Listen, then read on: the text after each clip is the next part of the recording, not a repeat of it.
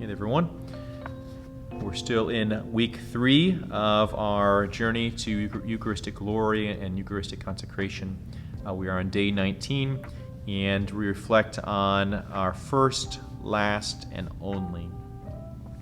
Any of the young ones who serve at Mass, especially from the very beginning, we do something a little bit different now in the sacristy before Mass, but when I first got here, the prayer that we would say, which is a common prayer for priests to pray before Mass, and it's simple. Jesus, allow me to say this Mass as if it were my first Mass, as if it were my last Mass, as if it were my only Mass. Allow me to celebrate this Mass as my first Mass, my last Mass, my only Mass. There's plenty of times where we have first things, there's plenty of times we have last things, there's plenty of times where we have only things. Right, your first steps, probably don't remember those. Your first fall, probably don't remember that either.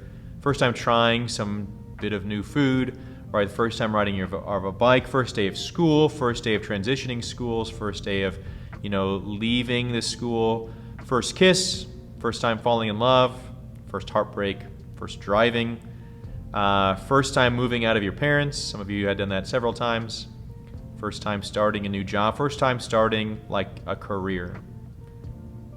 There's plenty of times where we have a last moment, right? A family death, our last moments with somebody before they meet God. Last day of school, last day we're together in a relationship before a breakup. Last day we see something and we lose it after that.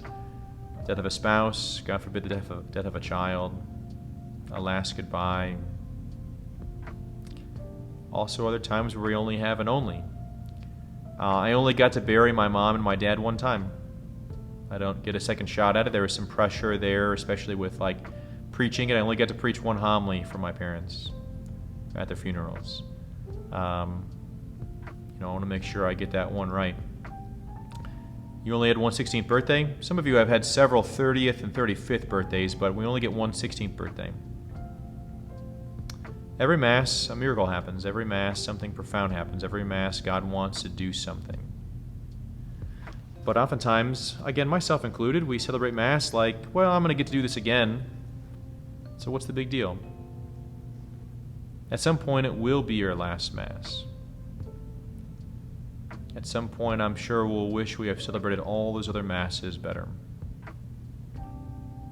Right? Every time we're at Mass, every time we're at prayer, every time we're in Eucharistic Adoration, pray like it's your first time, like it's your last time, like it's your only time.